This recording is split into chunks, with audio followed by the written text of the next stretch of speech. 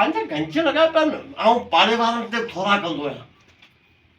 को अड़ी वारो पइजी वियो न उनखे 5000 ॾेई छॾियमि गाॾी ॿ बीठियूं जेको बीमार थियो उनखे अस्पताल ते पुॼाए छॾियमि ये तो तमाम सुठी ॻाल्हि आहे अलाह साईं ॾिनो आहे त पोइ ॾियणु सवलो आहे अस्सलाम वालेकुम वालेकुम सलाम चाचा कड़ा हाल खुश हो मज़े में ठहर खुश नऊं पखी तो ॾिसण में अचे हिते न आऊं असल में हिते जो कोई मूंखे बाबा पढ़ाई जे लाइ ॿाहिरि मोकिले सॼो अच्छा वियो वियो वियो वियो वियो अल्लाह वियो अल्लाह वियो हां बाबा वियो तव्हां ठीक आहियो दुआऊं लॻी पियो अलाह कर टाइट मूं तुंहिंजी माई जेको सो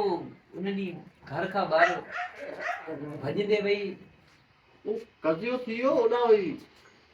कजियो माण्हू भॼंदे वेंदो आहे छा भाउ पे मरी वियोसि इन करे रोड तां ढोड़ंदे वई पेर मरी हा मूं त ॿी ॻाल्हि सम्झी हे बि के मूं सम्झो त तोखे तूं चवण छा थो चाहीं मूं त ॿुधो हो तोखे इहो छॾे वई हुई कावड़ जी वई आहे को मसलो कोन्हे अची वेंदी कावड़ जी वई आहे हा कावड़ में ॿी बि शादी करे वरितई ॿी शादी कॾहिं कई आहे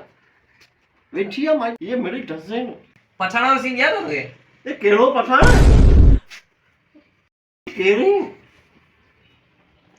ये महिमान वेठा आहिनि हिन अॻियां मुंहिंजी बेइज़ती न करी तूं न बाबा मूंखे यादि आहे थोरो थोरो मूंखे बाबा यादि ॾियारींदो पठाण तोखे वण में झले करे तोखे माना ॾाढा जुता आई ए छोरा तूं कहिड़ी सामती पंज माण्हू वेठा आहिनि मुंहिंजे अॻियां तूं मूंखे बेइज़ती न करी पठाण में मुंहिंजी माई में तुंहिंजो छा वञे माना तुंहिंजी रन भरी हुई या भॼी वई त छा थी पियो त पोइ तो पे चयो त असां वॾा इज़त वारा माण्हू आहियूं बाबा इज़त वारा त आहियूं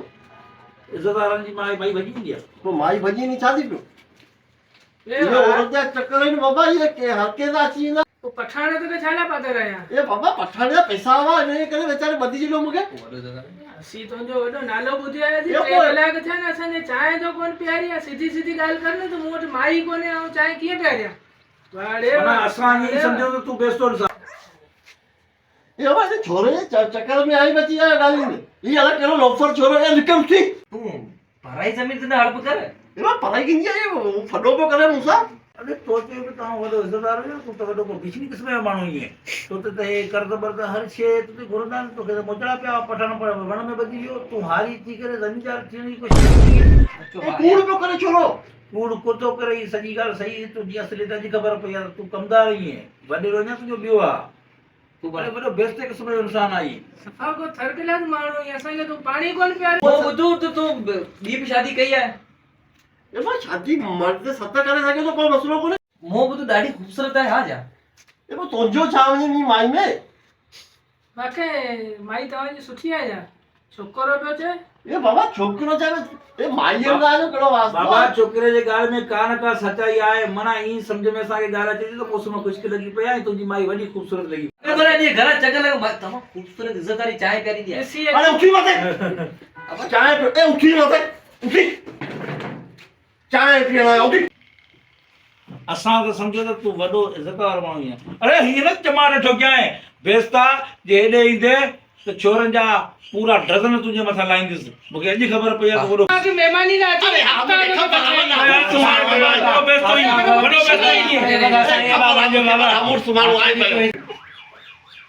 छोरे हिकिड़े सॼे पोल खोले संगत ई ख़राब करे छॾी मुंहिंजी इज़त ई वई